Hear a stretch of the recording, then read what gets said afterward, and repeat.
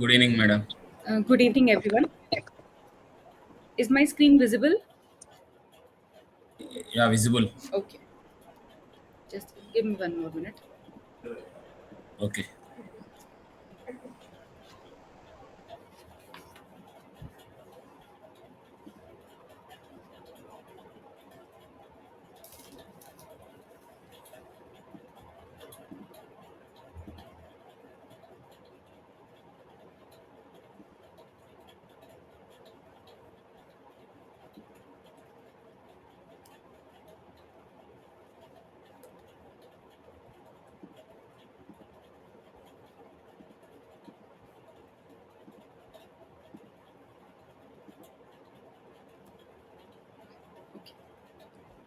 Good evening, everyone.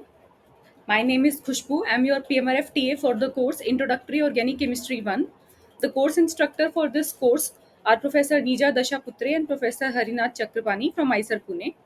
So, let's start uh, our lecture with the topics and then we will discuss about the questions. So first of all, we have to study about the functional groups that are present in any molecule in organic chemistry. So the first question arises is what is a functional group?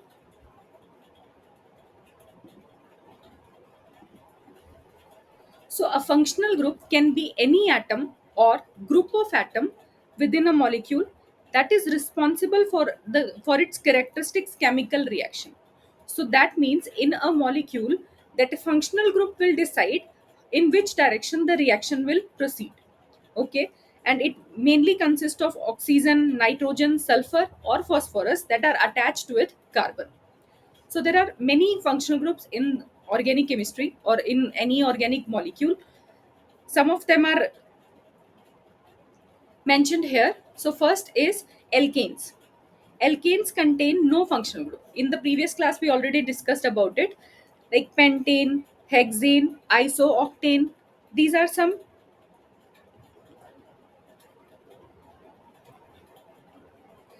these are some of the examples of the alkanes. Now, what are the characteristics of alkane that we already studied? That alkanes contain no functional group and they are extremely unreactive. And many alkanes such as pentane, hexane, we are using as solvent as well as for the purification of organic compounds whenever we are doing any kind of column chromatography. So we used these kind of hexane or pentane solvents to elute our compound along with some polar compound like ethyl acetate or methanol based on the polarity of the compound that we have to extract. So, pentanes or alkanes are used as solvent for purification of organic compound. This you should remember. Then we will use alkanes for cooking purpose also, that is to burn. For example, methane, propane and butane all are used as domestic fuels, and petrol, which is a mixture of alkane, again largely contain of isooctanes. Okay, so although alkanes contain no functional group, but they are used as solvents, one thing, and they are used as domestic fuels. Then what is the first functional group that we have to study? That is alkenes. Now there is a basic like little difference between alkenes and alkanes. Alkenes contain carbon carbon double bond, and because of this double bond only reactivity comes. So this carbon carbon double bond impart reactivity to the organic molecule, just as the functional group, say, which consists of oxygen, nitrogen or any heteroatom. For example, what kind of reactivity or what kind of property it imparts to the molecule. Here, two molecules are shown, alpha pinene and limonene. Some of the compounds that are produced by plants and used are used as perfumes. For example, pinene has a smell of pine forest, and limonene that has smell of citrus fruits. Then the next this functional group present in the molecule is triple bond. So if carbon carbon contains a triple bond, then it shows a special type of reactivity associated with them. And mostly alkynes are linear, because carbon carbon triple bond, if we are showing acetylene or a four membered ring, and this alkyne can be a part of internal chain, or it can be a, it can be present at the terminal position also. So alkenes that contain carbon carbon double bond and alkynes that contain carbon carbon triple bonds act as functional group and can undergo addition reactions, and shows reactivity towards the molecule, towards the electrophilic molecule particularly. Now the next functional group is alcohol. Now what is alcohol? So alcohol is a carbon is connected to the oxygen, and that oxygen is further attached with the hydrogen. So this functional group we called it as hydroxyl group. For example, in sucrose there are many hydroxyl groups are present. So hydroxyl group is present in ethanol and other alcohols, and carbohydrates that contain hydroxyl group, for example sucrose, that makes them soluble in water, because as many hydroxyl group a molecule can contain, the tendency of that molecule to form hydrogen bond with water will increase, and that means its solubility will increase. So if a molecule contain hydroxyl groups, that means there is a more chances of it to be soluble in water. And living things that um, contain sugar molecules are insoluble in organic compounds. So any compound that contain hydroxyl group are aqueous solution in aqueous phase but not in organic phase. So if we will do workup also for any molecule having this kind of hydroxyl groups, so it is soluble in water layer, not in organic layer. In that way we can separate it out from the this organic layer. Then the next functional group is ether that contain a alkoxy group. Now, difference between hydroxyl group and ether is you have a oxygen attached with carbon on the both side. Now, both side of chains can be of similar size or can be of different size. The two examples shown here is diethyl ether and THF. So this name ether, as we already saw, that it refers to the compound that contain two alkyl groups linked through an oxygen atom. Now ether that we are using in like daily life is diethyl ether, and diethyl ether shows highly flammable, it is a highly flammable solvent that boils only at 35 degrees Celsius. So this diethyl ether we are using as anesthetic agent. And THF also we are using as solvent, and it is a cyclic ether. Any doubt in this? I hope you are aware about these functional groups. Yes, yes, madam. Okay. Then the next one is amines. So amines can be of three type: primary, secondary, and tertiary, based on the like number of alkyl chains attached to the nitrogen.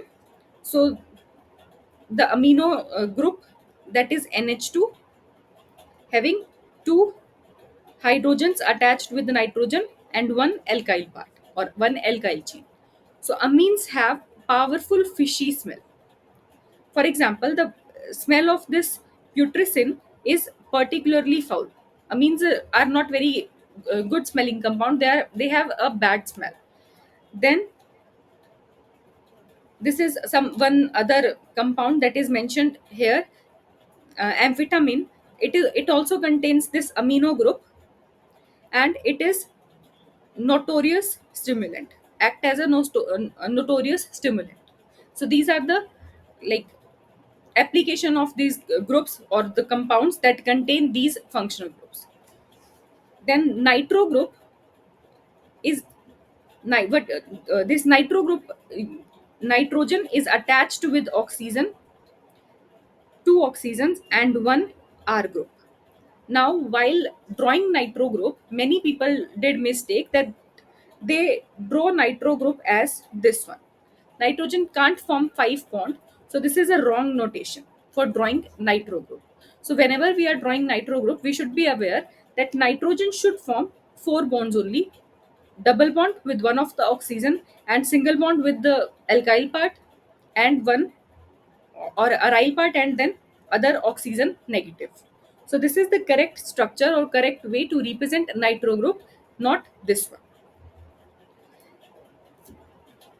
And as the number of nitro group in any molecule will increase, the explosibility of that molecule will increase. For example, if three nitro groups are present in TNT and it is highly explosive, so this functional groups, this three nitro groups make that molecule explosive. But this is not always the case. Don't generalize this fact. It is observed that if many nitro groups are present in the molecule, it becomes explosive. But there is one, like I'm giving you one more example, that this nitrazepam, this one, it also contains a nitro group. So if we will generalize that fact, then we will mistaken, because this nitrazepam is like um, suitable for human beings, and it is used as a sleeping pill and marketed as Mogador. So nitro group, presence of nitro group can make molecules explosive, but not in every case. Okay. Okay, madam. Okay. Then the next functional group that are present in the any molecule is alkyl halides. It can be of four types. That halide or halogen can be fluoro, chloro, bromo, and ido.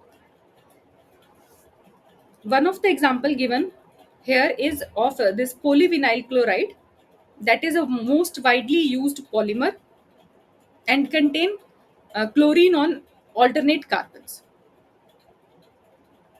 Another example is methyl iodide, that is a dangerous chemical because it is carcinogenic. That means it stimulates, or it like it it is a cancer causing agent, methyl iodide. So we should, whenever we are using methyl iodide, we should be careful.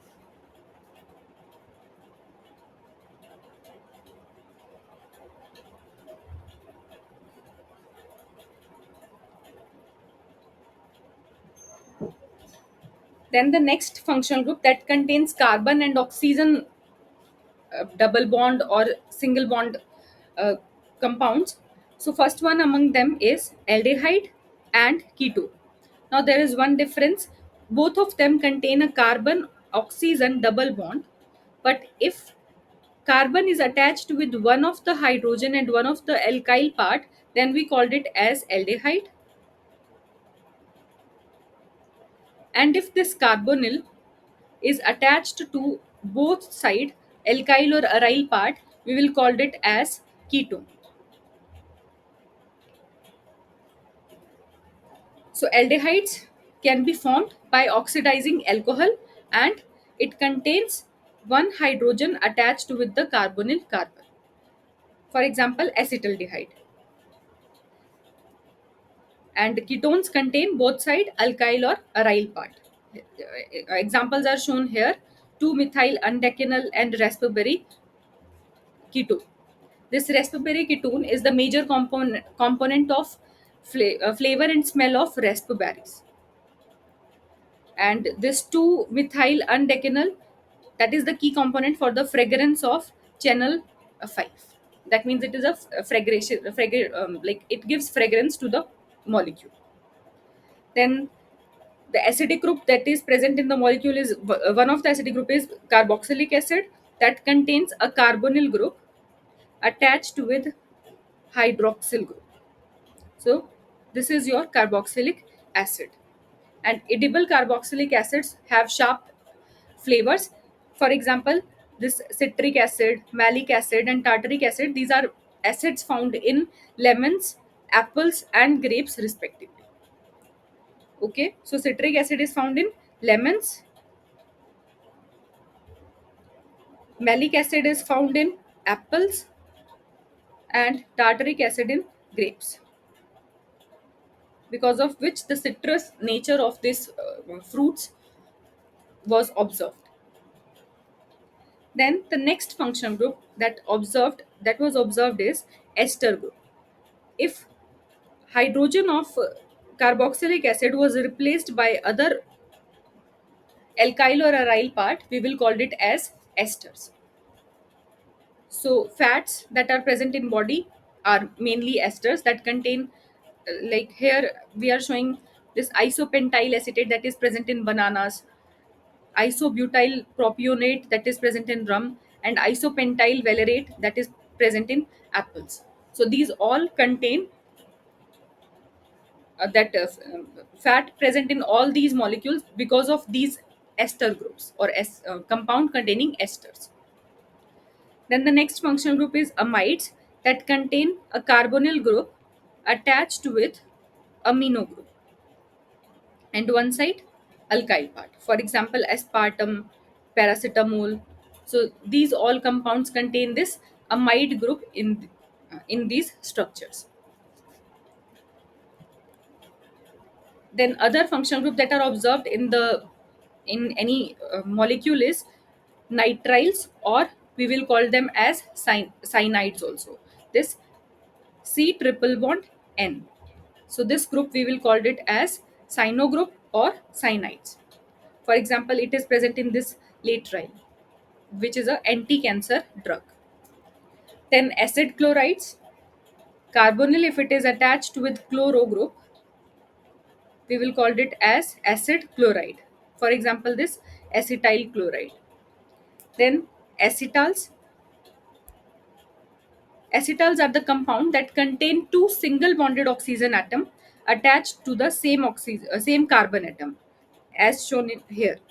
And this acetal group was observed in sucrose also, where your this carbon is attached with two oxygen simultaneously. Here also, this carbon is attached with two oxygen. So this group we will call it as acetal.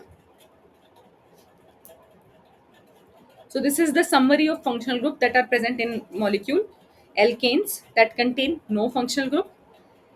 Then groups that are bonded to one heteroatom, alcohols, ether, amines, alkyl halides, and alkenes. Then that contain like aldehyde oxidation level, for example, aldehyde, ketone, acetals, alkynes. Then carboxylic acid, esters, amide, nitrile, acid chlorides, and this four bonds that compounds that form four bonds to the heteroatom contains carbon dioxide, carbonates, tetrahalo compounds, and urea. So this is the based on their oxidation level, that how many bonds they are forming with the heteroatom. If they are bonding forming one bond with the heteroatom, then there is like these are the examples of that category. If they are forming two bond with the heteroatoms, this is the category. If they are forming three bond with the heteroatom, then they are the part of carboxylic acid oxidation level compounds. And if they are forming four bonds with the heteroatom, then they are the carbon dioxide oxidation level family, or can part of that family. I hope all these uh, functional groups are clear.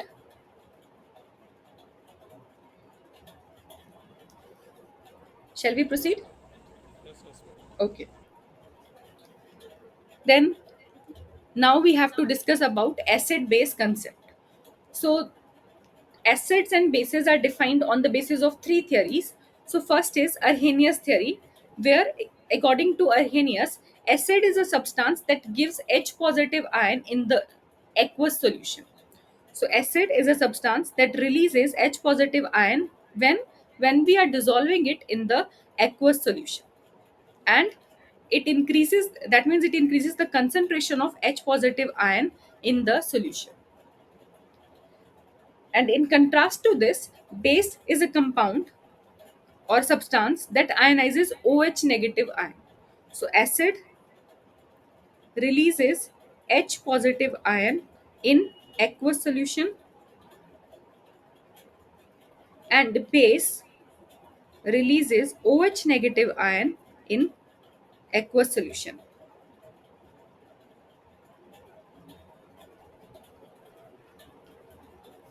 For example, you have HCl. When we dissolve it in water, it will release H positive ion and Cl negative ion. Then KOH, when dissolved in water, releases K positive ion and OH negative ion. So this, because of the releasing, like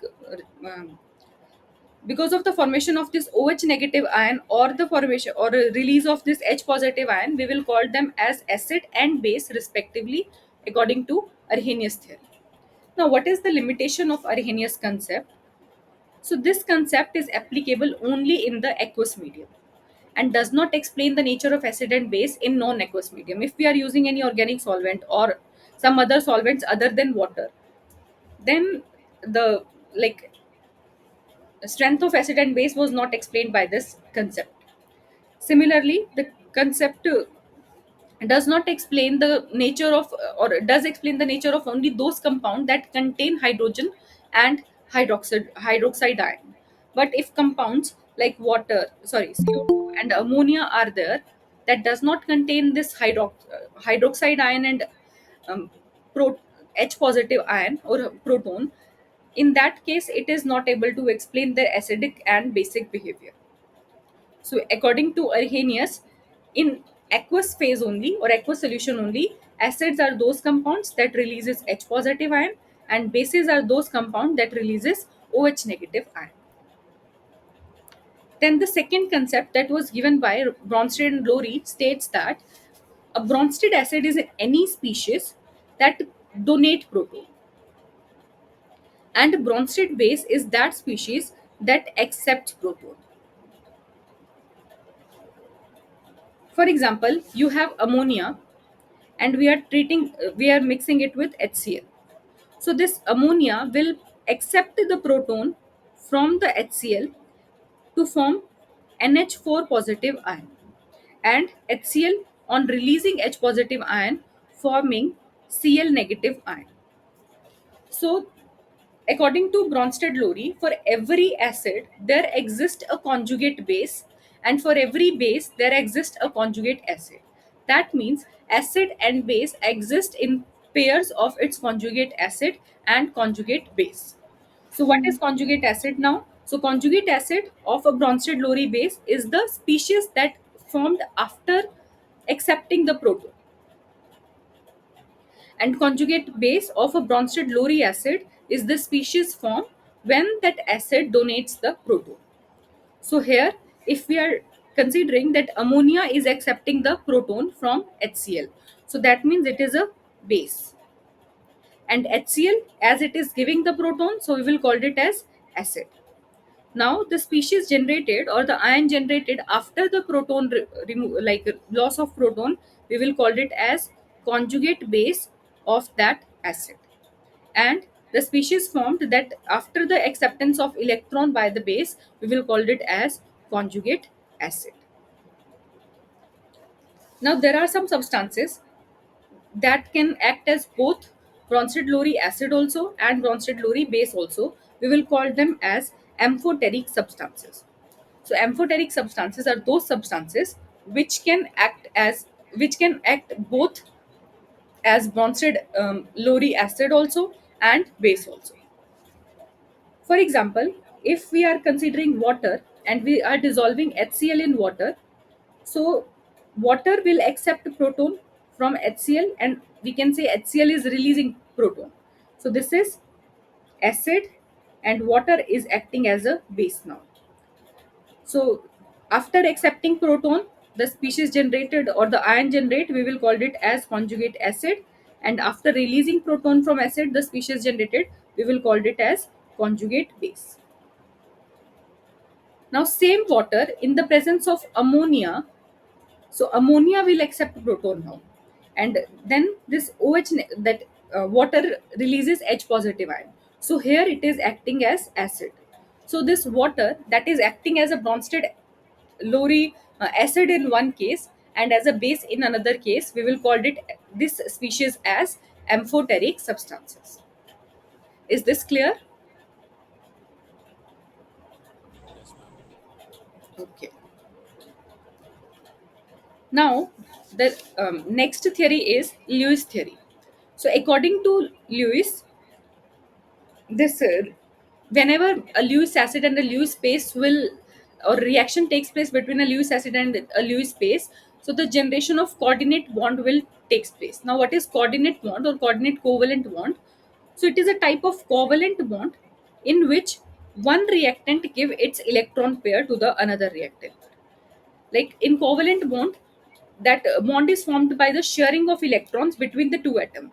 One of the atom will share one electrons from like if in a, for example, in the case of hydrogen molecule, one electron was shared by each of the hydrogens to form the single covalent bond, sigma bond between these two hydrogen atoms.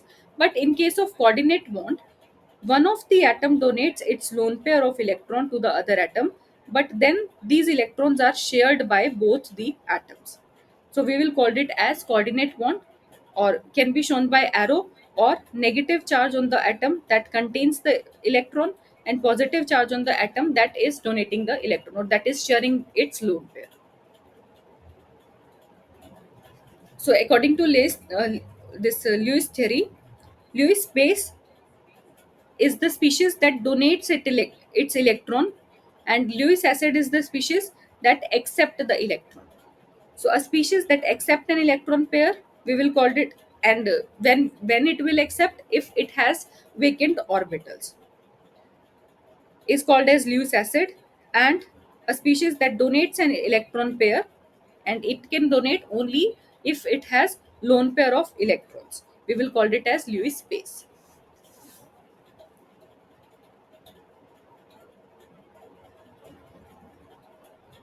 So this Lewis base is a electron donor, and this Lewis acid is a electron acceptor.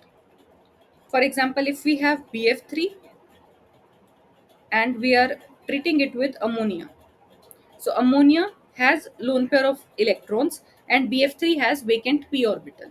So in its vacant p orbital, ammonia can donate electron to the BF3 and can form coordinate bond.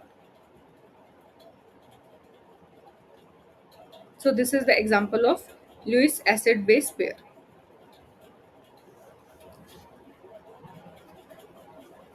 Then while drawing the electrons, or while drawing the arrows, we have to start the arrow from the lone pairs, or tail should be at the lone pairs, and arrow, uh, at this point I will explain you two type of arrows. One is double head arrow and other is single head arrow, or we will call it as fish hook arrow.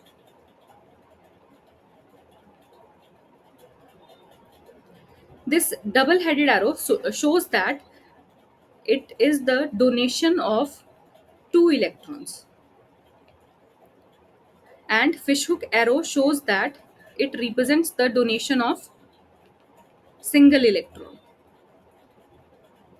So whenever we have donation of two electrons, then in that case charges are forming. The species that is donating the electron will gain positive charge, and that is species that is accepting the electrons will get negative charge. For example, if A is giving electrons to B, then what it will form? A positive plus B negative. So after donation of two electrons, positive and negative charges will form. But in case of fishhook arrow, radicals will generate. For example, if we have A and B, and only one electron was donated by A to B, so A radical plus B radical will form. Okay, so this arrows, you should be clear about that, which type of arrow we are using for which type of reactions. So for radical reactions we will use fishhook arrow, and for ionic reactions we will use that double headed arrow. So in this example we have HCl, and we are dissolving HCl in water. Now HCl is an acid, contains a proton that is connected with the electronegative atom, and electronegative atom will pull the electron density towards itself. So this HCl bond is polarized in such a way that chlorine has partial negative charge and proton or hydrogen has partial positive charge. So in presence of water that is nucleophilic here, Oxygen has lone pair of electrons, so what it will do, it will accept this proton and releases the chloride ion. So what it will form, hydronium ion will form along with the formation of chloride ion. Okay, so this arrow you should be clear that which species will give electron. Arrows should be started from the lone pairs of that atom, and it will end to the atom that is that uh, those lone pairs are accepting, or that atom is accepting. Similarly, in this case, we have this ammonium ion and we are treating it with water, or we are dissolving that ammonium ion in water. So again, water will accept the electrons. So water will accept the proton, leading to the formation of hydronium ion, and ammonia will generate. Similarly, if you have carboxylic acid and sulfonic acid, if we are mixing both of these, so carboxylic acid have two oxygens. One is OH oxygen and other is oxygen of the oxygen that is attached with the carbon through the double bond. Now, which of the oxygen will participate in this type of donation of electrons? So, if we will draw the two possibilities here, so in one case, we have oxygen containing positive charge stabilized by resonance. But in other case, that resonance structure is not possible. So because of the stability of this resonating structure, this oxygen makes its lone pair more feasible to go for attack rather than the other oxygen.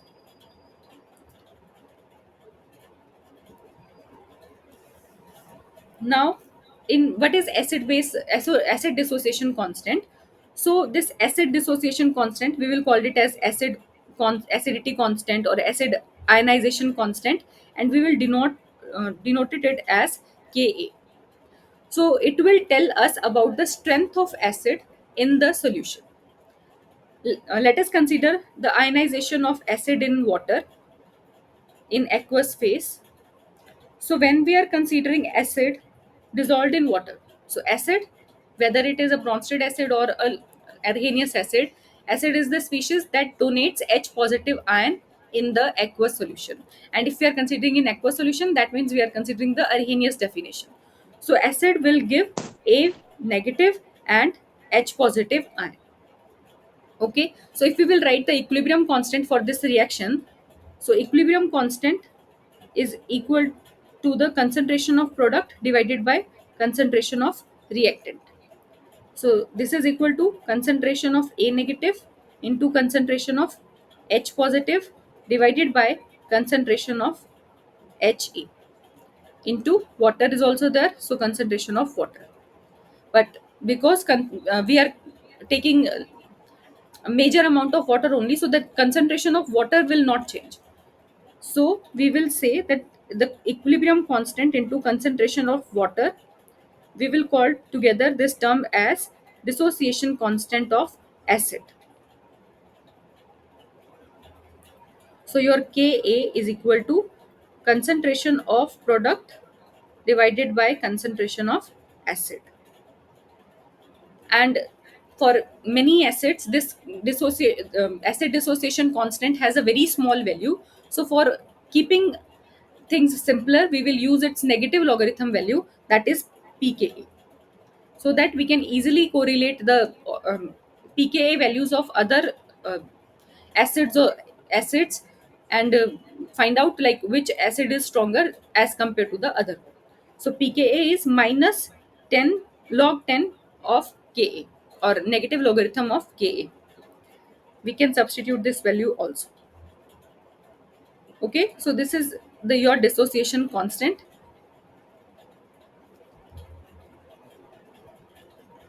Now your stronger acid has lower pKa. So we can say that acidity is directly proportional to Ka and it is inversely proportional to pKa. So as pKa increases, acidity decreases. Now we will discuss about some examples where we will use this concept. So you should keep this in mind, that as the pKa of any acid will increase, the acidity of that acid will decrease. Here we are considering two examples. One is acetic acid and one is methane. So in the case of methane, after the removal of that proton, CH3 negative will form. That is not stable, because carbon is not that much electrophilic that it can stabilize the negative charge that is generated after the loss of proton. But acetic acid has a pKa of 5. That is more compared to the pKa of this methane. And sorry, that is lower the pKa of that methane. So as pKa is low, so it is comparatively stronger acid than methane. And why it has lower pKa? Because the conjugate base that is generated after the removal of proton from that acid is stabilized by the resonating structure in this acetate ion. So in the acetate ion, the species generated after the removal of proton is this, and it is stabilized by resonance, because of which stability comes in the conjugate base. That means acidity will be more. But no such stabilization was there in the case of methyl anion. So that's why its pKa is higher, and it is a weak acid. Now this is the pKa value chart. Here you can see that hydronium ion has a pKa of -1. And on moving from acetic acid, hydronium ion to acetic acid, pKa is increasing. Okay. But if we are comparing acetic acid or carboxylic acid with phenol, pKa will increase. That means acidity will decrease. So phenol is lesser acidic than carboxylic acid. Why is that so? Because in case of phenol, if proton was lost, then the phenoxide ion will form, that is stabilized by resonance. But in all, like most of the resonating structures, negative charge was accumulated by carbon, that is less electronegative. But in case of carboxylic acid, your negative charge was stabilized by resonance, and in both the resonating structures, that negative charge was accumulated by oxygen, that is more electronegative. That is why the conjugate base of carboxylic acid is more stable than conjugate base of phenol, and that's why its pKa is lower than that of the phenol, or we can say its acidity is more than that of the phenol. Is this clear? Yes, ma'am. Okay. Similarly, if we are considering ethanol, then pKa will increase more or acidity will decrease, because in case of this phenol, some amount of stabilization was come because of resonance, but no such stabilization was there in the methanol. That's why acidity will decrease further. Acid and methanol, sorry, water and methanol have nearly same pKa, but in case of alkanes, pKa will increase very much. Then, if we have proton that is attached with carbon adjacent to the carbonyl carbon, so in this case, if this proton was lost, so the species form was stabilized by resonance, and the resonating structure that is formed is in that enolate formed is stable, because in this case that negative charge was accumulated by oxygen rather than carbon. So this ketones have a pKa value of 20. In comparison to that, if we have a active methylene compound that contains hydrogen attached to the two carbonyl carbons, so in this case the anion generate is stabilized by two resonating structures.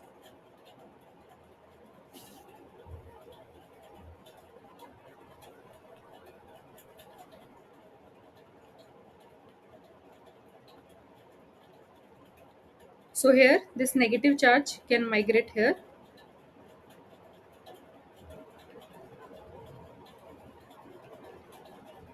or it can form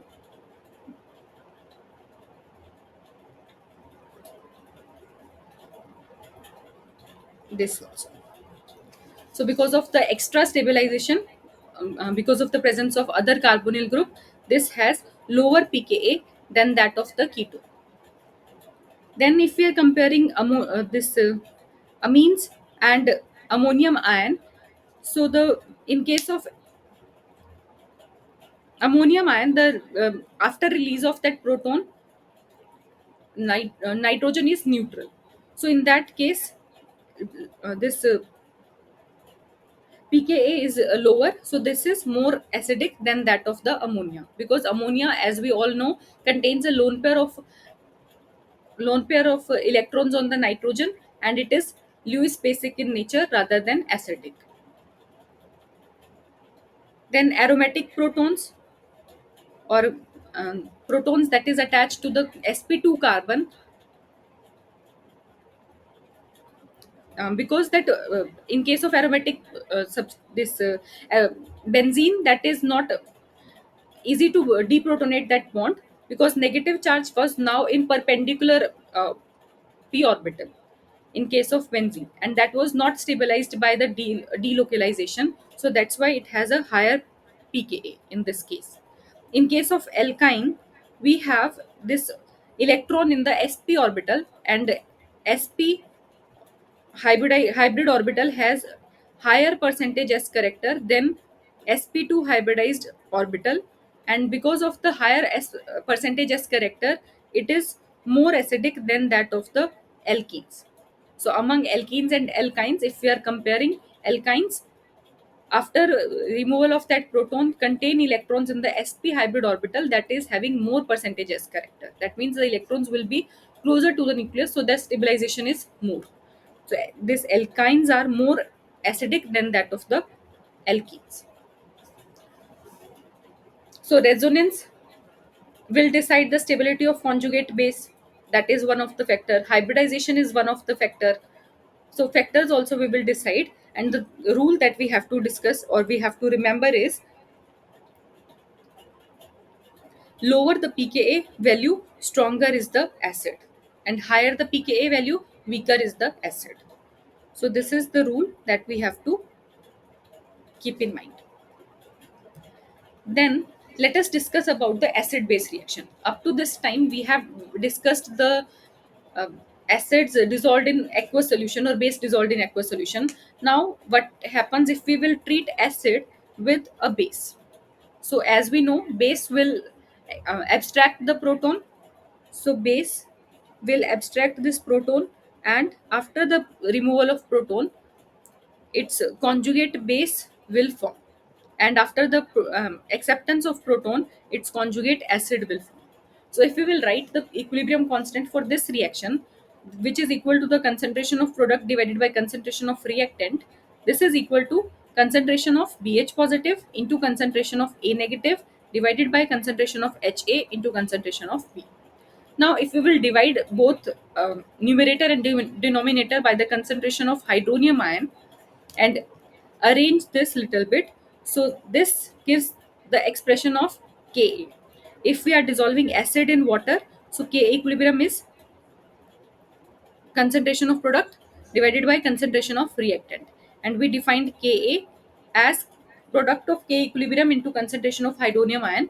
So this is equal to concentration of H3O positive into concentration of A negative divided by concentration of Ha. So this is your Ka, and this gives your Kb. Similar to this expression, if we have your base and we are dissolving that base in water, so it will form BH positive and OH negative ion. So this is the formula for 1 by Kb. So from this expression, we will find out that equilibrium constant is equal to dissociation constant of your acid, and divided by dissociation constant of conjugate base.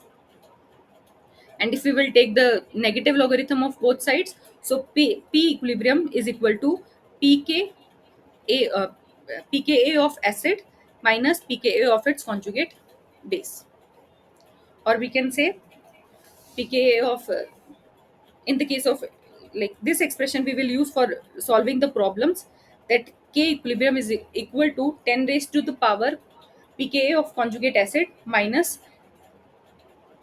pKa of acid. So this expression we have to keep in mind. This is the result that we will derive from this acid base reaction. So up to now we have studied that acids is a substance that donate a proton and base is a substance that accept the proton, or acid is a substance that accept the electrons and base is a substance that donates the electron. So this is the according this definition is according to all the theories. Now, dissociation constant we know how to write, pKa we know how to calculate, and we also know that as the pKa value will increase, the acidity of that acid will decrease. So pH is um, pH will also decides the acidity and basicity of compounds, and how we will define it as, so pH is equal to pKa when your acid is half dissociated or when your base is half dissociated, and if your pH is above than pKa, then acid exists as its conjugate base, and if pH is below than pKa, then it exists as conjugate acid, and then it predominantly exists as HA or acid. So your pH has three values or three range. For neutral pH, we will give it value of 7. If it is lesser than 7, then acidity will increase. If it is more than 7, then basicity will increase. And it will decrease up to 0 and it will increase up to 14.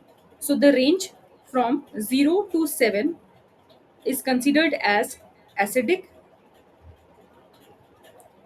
near to 7 weak acids, far from 7 strong acids, and from 7 to 14 we will consider this as basic. Near to 7 again weak base, and near to 14 is a strong base. Then what are the factors that affect the stability of conjugate base? So first factor is electronegativity of the atom that is bearing the negative charge. For example, if we are comparing water, ammonia and methane, so after the loss of the proton, conjugate base will form. So after the loss of proton, what other species we will get? We will get hydroxide ion, NH2 negative, and methyl anion. So in this case, oxygen having negative charge. In case of ammonia and nitrogen will carry the negative charge, and in the case of methyl anion, carbon will carry the negative charge. And we all know, as we move from carbon to nitrogen to oxygen, electronegativity of atom will increase. Electronegativity will increase. That means its tendency to stabilize that negative charge will increase. So that's why this stable the conjugate base. That means it is the stronger acid, and its low pKa should be lower. Okay, so we can say that stable conjugate base has lower pKa. This implies its acid is stronger. So that's why pKa of water has pKa of 16, ammonia 35, and methane 50. So as pKa increases, acidity will decrease. First factor is clear.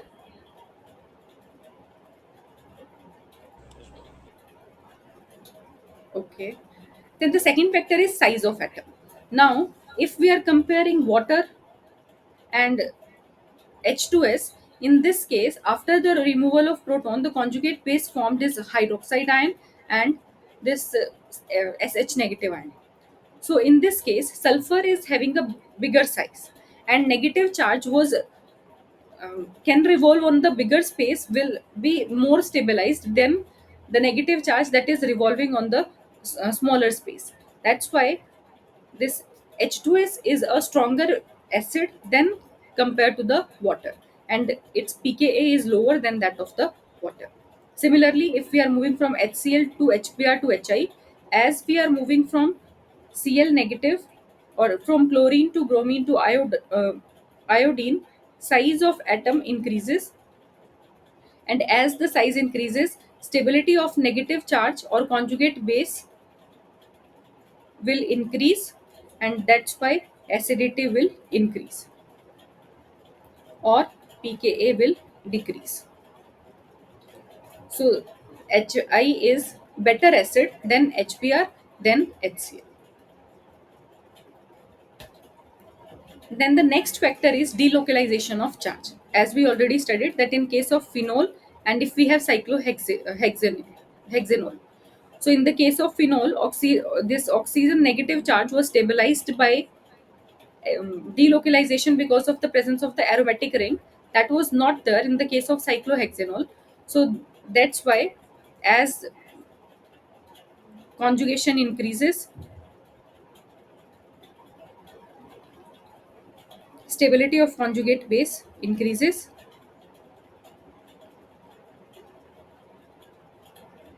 and therefore acidity will further increase. Then inductive effect. Now in this case we have methyl group here. Next case we have chloride, then we have bromo, ido, and fluoro. In one case you have electron donating group, so that means it is destabilizing the conjugate base, so its pKa will increase and acidity will decrease.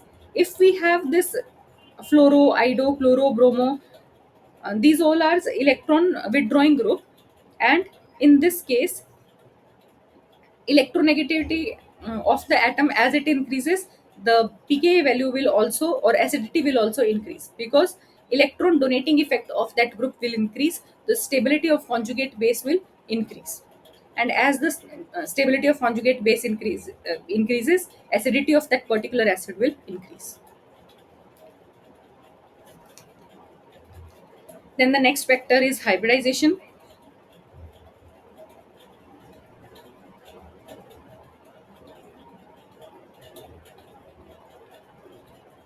So if we have methane, we have alkene, and we have alkyne. So on moving from sp3 to sp2 to sp hybridization, percentage S character will increase, and as percentage S character will increase, that means the tendency of that carbon to accommodate the electron in that hybridized orbital will increase. So the stability of conjugate base will increase.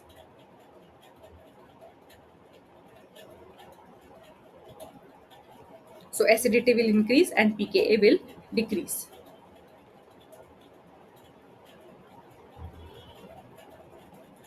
As shown here. Methane has a pKa of 50, alkene or ethene has a pKa of 40, and ethine has a pKa of 25. Then due to aromaticity, so in this case, this cyclopentadiene, this proton, after the removal of this proton, the species generated is aromatic in nature. That is very much stable. So that is why this is a stable acid. Similarly, in this case, after the removal of proton, anti-aromatic species will generate that is not stable. So this is not acidic, or this has lesser acidity as compared to the compound that is after the loss of proton will generate aromatic compound. Okay, what are aromatic compounds? So aromatic compounds follows Huckel rule, according to which if my compound is planar, cyclic, conjugated, and contains 4n plus 2 pi electrons, then it is aromatic. If it contains 4n electrons along with these conditions, then it is anti-aromatic. And if any one of those conditions like planar, cyclic, or conjugated was not followed, then it is non-aromatic. So if we are considering here this anion, so this is a cyclic molecule. It is planar because all the carbons are sp2 hybridized, and um, it contains 6 pi electrons. That means 4 into 1 plus 2. So this is 6 pi electrons. 2 pi electrons from 2 pi bonds and 2 pi electrons from the lone pair. So this is aromatic in nature. And here this contains, this is cyclic, planar, conjugated, but it contains 4 and pi electrons or 4 pi electrons, 4 into 1. So this is anti-aromatic. And if we are considering the stability, so aromatic compounds are most stable, followed by non-aromatic compounds, and then we have anti-aromatic compounds.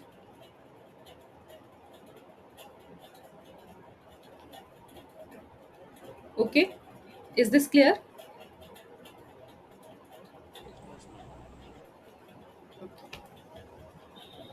Then the next factor is electrostatic effect. Like if we have this Wittig salt that is formed after the deprotonation of this methyl group. So this Wittig salt was stable because of the delocalization of electron in the d orbital of the this phosphorus, and such kind of molecules will also provide the acidity to this kind of protons or this kind of molecules. Then next we have to study like what is the application of that formula that we have already discussed. If we have carboxylic acid and we are dissolving it in water, then the conjugate acid form is hydronium ion. And if we want to find out the equilibrium constant of this reaction, so the equilibrium constant is equal to 10 raised to power pka of conjugate acid minus pka of acid, or we can say 10 raised to power pka of right minus pka of left. So hydronium ion has a pka of minus 1 and acetic acid has a pka of 5. So this comes out to be 10 raised to power minus 6. Similarly, we can find out for this reaction when we are treating this acetic acid with sodium hydroxide, so it will form water as it, and this sodium salt of this carboxylate ion. So water has a pKa of 16 and acetic acid has a pKa of 5. So the K equilibrium comes out to be of order of 10 raised to power 11. Similarly, if we have acetylene and we are treating it with NaOH, then the conjugate acid is water and its pKa is 16, and acid is acetylene that has a pKa of 25. So the K equilibrium comes out to be 10 raised to power minus 9. This is clear, right? How we can use that formula to find out the K equilibrium if the pK of all the conjugate acid and acid is clear or is given. Okay. Any doubt? No. Okay. Then stronger acid makes stable conjugate base that we have already studied. Then the next topic is Henderson Hessel Welch equation. So this equation provides the relation between pH of acids and their pKa. So for acid, pH is equal to pKa plus log of concentration of conjugate base divided by concentration of conjugate acid. Now let us see how these equations are derived. So if we are considering the ionization of weak acid Ha, so the equation we will write it like this, that acid in the presence of aqueous solution releases H positive ion and conjugate base that is formed is A negative ion. So for this equilibrium constant, we know how we will write the concentration, product of concentration of product divided by concentration of acid. And if we will take the negative logarithm of both the sides, so this minus log Ka is equal to minus log of H positive concentration into concentration of A negative divided by concentration of Ha or acid. Then divide this, as we know that log of A into B is equal to log A plus log B. So this this is equal to minus log H positive, and minus sign was there outside, so plus minus plus is minus, so this comes out to minus log of A negative concentration divided by HA concentration. So this, as we know that pH is equal to minus log of H positive concentration and pKa is equal to minus log of Ka. So we will substitute that value. So pKa comes out to be pH minus log of A negative concentration divided by HA, or pH is equal to pKa plus log of concentration of conjugate base divided by concentration of acid. Similarly, for base, POH is equal to pKb plus log of concentration of conjugate acid divided by concentration of base. Okay, so POH is equal to pKb plus log of concentration of conjugate acid divided by concentration of base, and pH is equal to pKa plus log of concentration of conjugate base divided by concentration of acid. So these are your Henderson-Hasselbalch equation.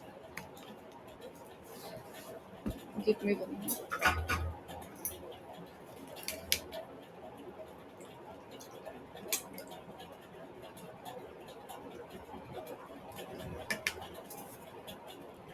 So let's start the questions. Question 1 states that as per Lewis acid base concept, a base is a substance that accepts proton, donate proton, accept a pair of electrons, or donate a pair of electrons.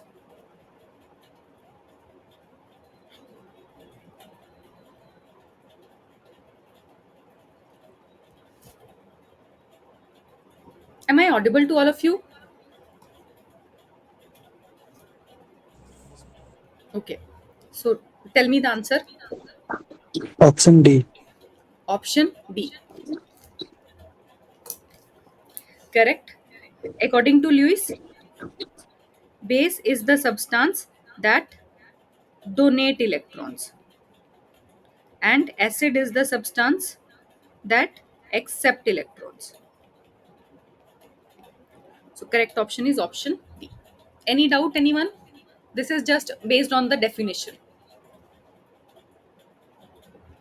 Is this clear? It's clear, madam. Okay. Then the next question says that which of the following could be added to the solution of sodium acetate to produce a buffer? Acetic acid only, acetic acid or hydrochloric acid only, or potassium acetate. Now before discussing this, buffers are of two type: acidic buffer and basic buffer. So acidic buffer is the mixture of weak acid and its salt, and basic buffer is the mixture of, sorry,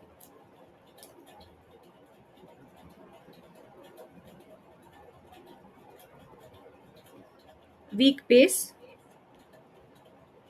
and salt of weak base with strong acid.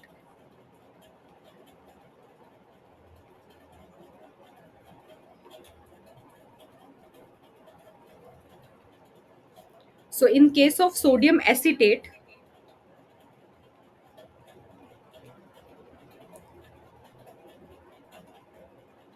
it is made up of acetic acid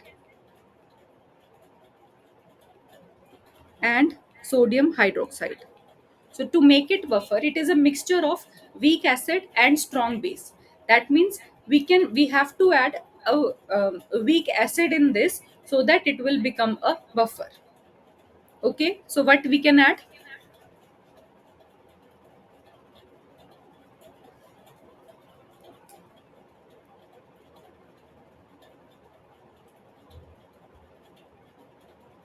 Acetic acid. Acetic acid, correct. If we will add hydrochloric acid or potassium acetate, that these those are salts, correct. We can't add salt also, or we can't add strong acid also. then it is not a buffer.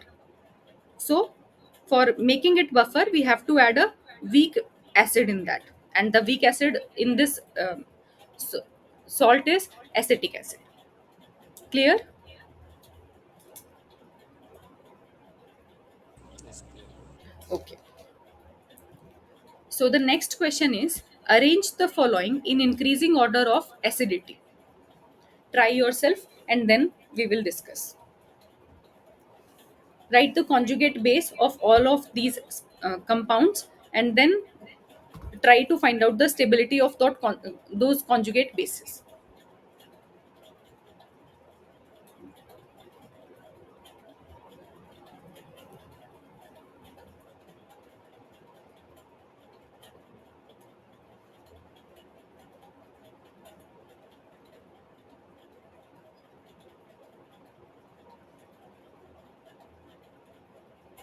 Fourth, madam. Sorry, can you repeat? Fourth option. Fourth option. Others?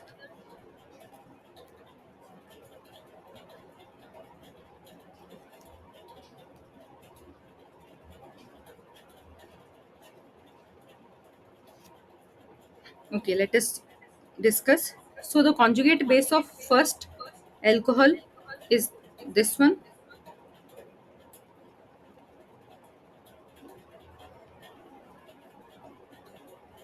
In the second case, we have this.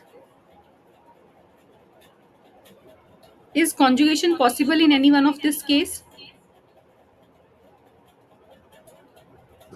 In third case. In third case. So that means this conjugate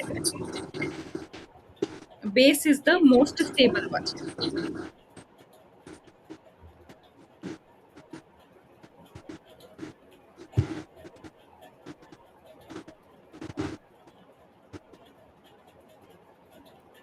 Correct?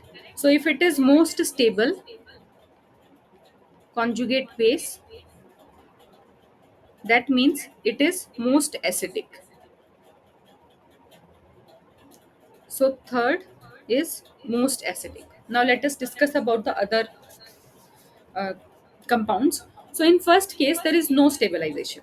In this case, we have a negative charge that is attached with a sp2 hybridized carbon.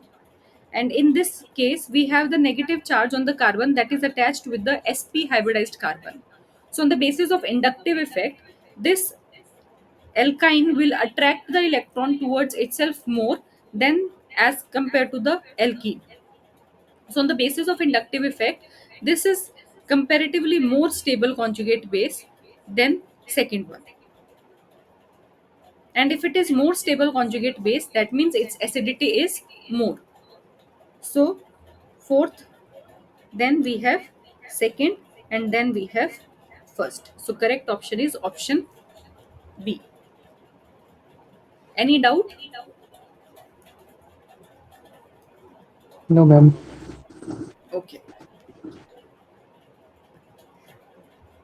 Now try this one.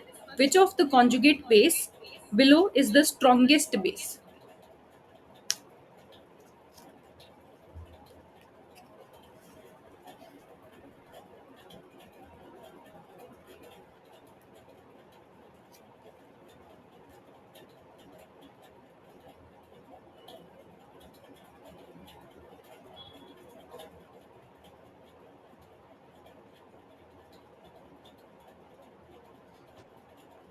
Ma'am, option C. Option C, third. Okay, correct. Now they are asking about strongest base. Basicity means donation of electrons.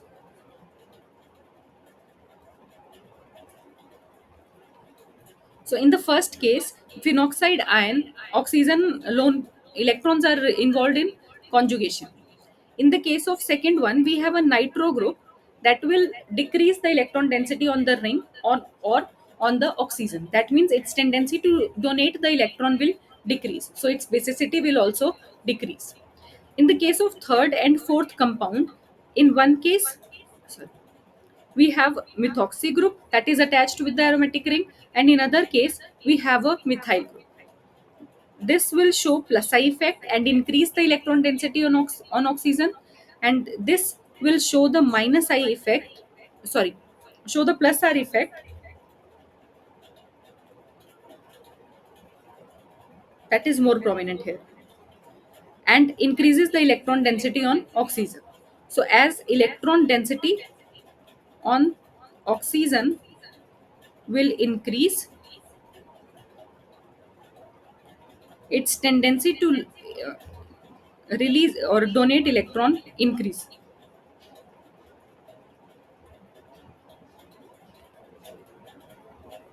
and hence basicity will increase. So the correct option is option third.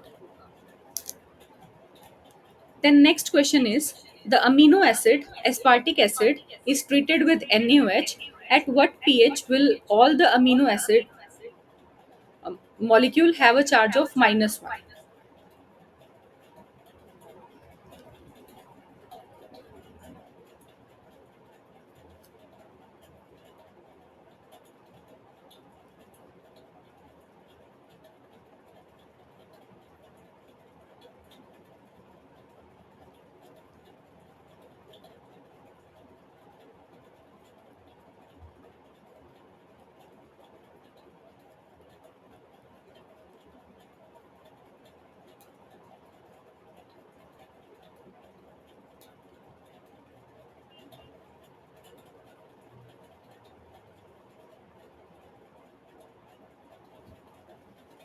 Tell me.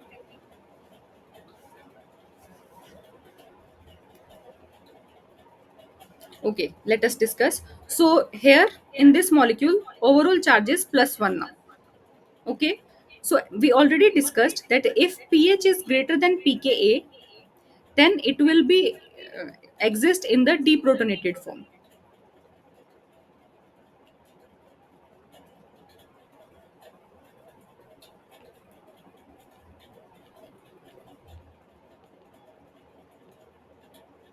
And if pH is less than pKa, then it exists in the protonated form. Now, if pH is equal to 1, then in that case, this is uh, this will exist in the protonated form, this will exist in the protonated form, and this also. So in this case, the charge is +1. Okay. If pH is 3, then this is 3.65, so this will be in the form of OH only, but this pKa is greater than pH, so it will exist in the form of O minus. So in that case, the charge is 0 if pH is 3. Now if pH is 5, this will also exist as O negative. I will show.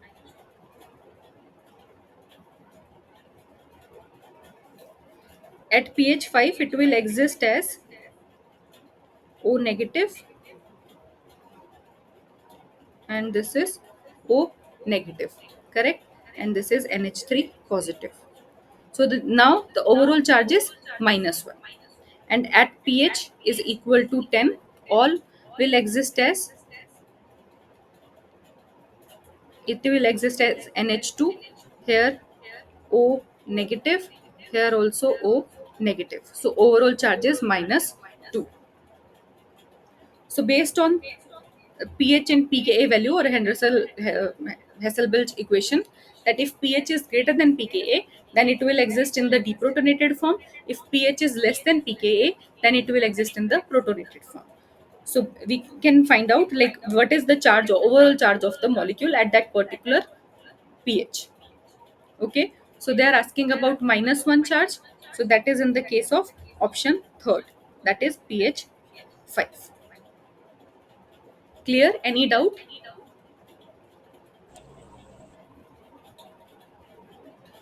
Clear to everyone? Yes, ma'am. Okay. Now the next question is, Which of the following has a greater pH than 7?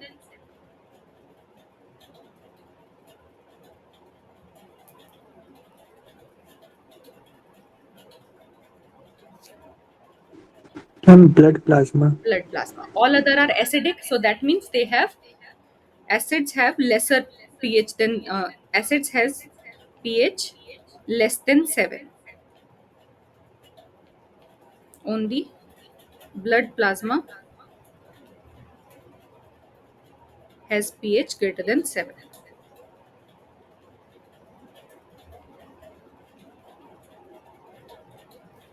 Okay. So the next question is, an acetylide anion is formed by removing the proton from the end carbon of the terminal alkyne. Which of the following bases can deprotonate a terminal alkyne?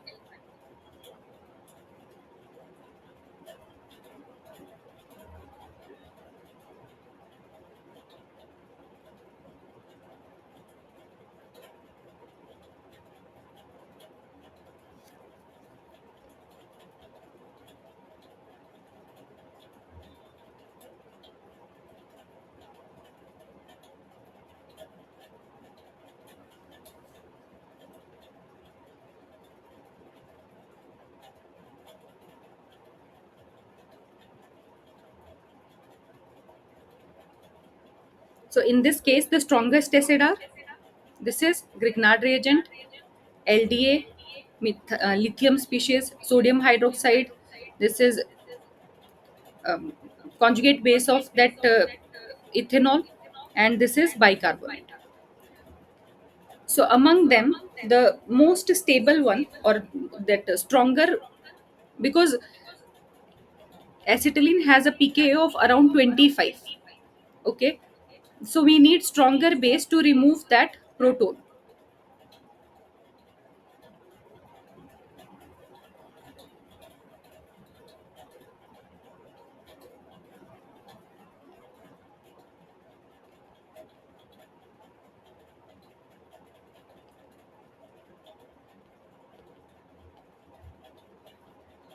Now, based on the options, as we all know that bicarbonate, this sodium salt of ethanol, and NaOH, these are comparatively weaker acid than metal lithiate, these metal anions in the case of Grignard reagent, or this metal lithium species. And LDA is also a very strong base.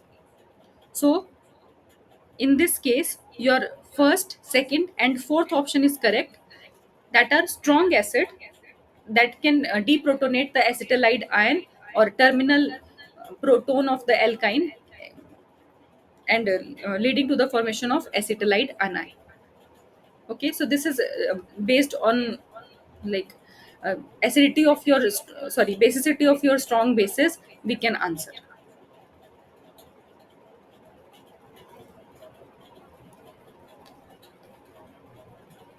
Okay, then the next question is, complete the reaction given below. For acid base reaction, which species would exist in majority at equilibrium?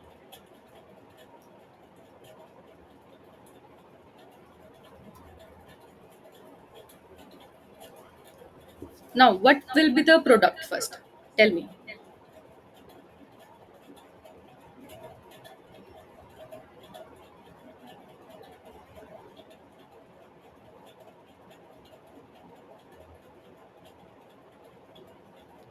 This is your anion.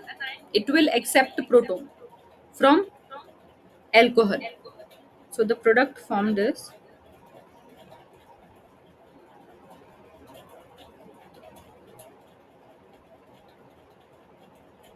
this one. Now, if we have to find out like in which direction equilibrium will shift, so we will find out the K equilibrium from 10 raised to power pKa of right minus pKa of left. So as the values are not given to you, so I'm telling you that the right ethanol pKa is or 50, and the left one is 16. So this comes out to be 10 raised to power 34. And as this is greater than 1, so equilibrium will shift towards right.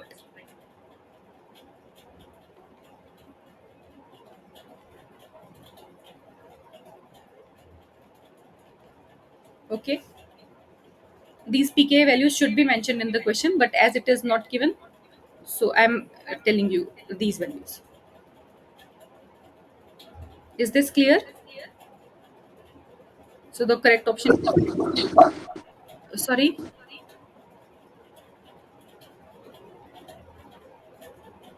can you repeat?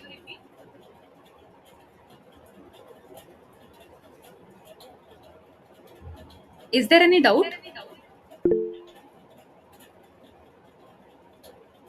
No, madam. Okay. Next question is the K equilibrium of the following reaction is of the order. In this case also values are not given. So for hydronium ion, we already discussed in the table, the value is -1. And for ammonium ion, the value is 10. Now find out the value. For hydronium ion, value of pK is -1, and for hydronium ion, the value is 10. Formula you have to use the same, that K equilibrium is equal to 10 raised to power pKa of right minus pKa of left. So this is equal to, tell me the answer now. 10 power minus 11. Correct, 10 raised to power minus 11. So this is 10 raised to power -1 minus 10. So 10 raised to power minus 11. Clear?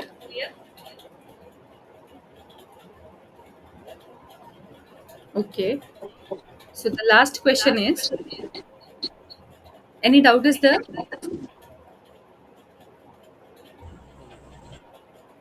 Okay. Rank in the order of acidity of the indicated proton. So in the first of all, write the conjugate base. In one case, you have this. Then we have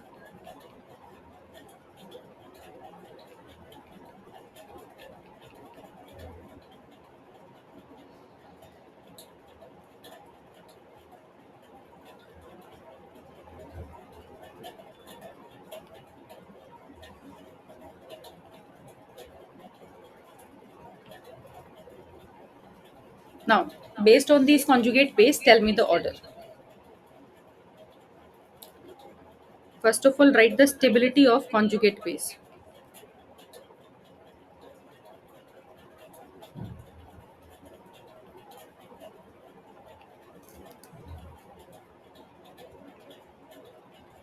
And option third. Sorry, can you repeat? Option C. Option C. Okay. Let's discuss. So in this case, here we have a negative charge on oxygen. Here also negative charge on carbon. Here negative charge on oxygen. Negative charge on oxygen is more stable than the negative charge on carbon. So these two structures are more stable than the second structure. Okay, and among these two, because of the presence of this -I group adjacent to the carbonyl carbon, this is more stable. So the most stable structure is this one, then this one, and then this one.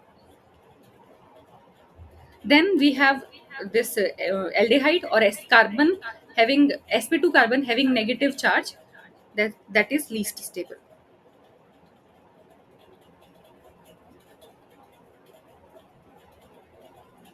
Because in this case your negative charge was not stabilized by resonance. In second case you have negative charge stabilized by resonance.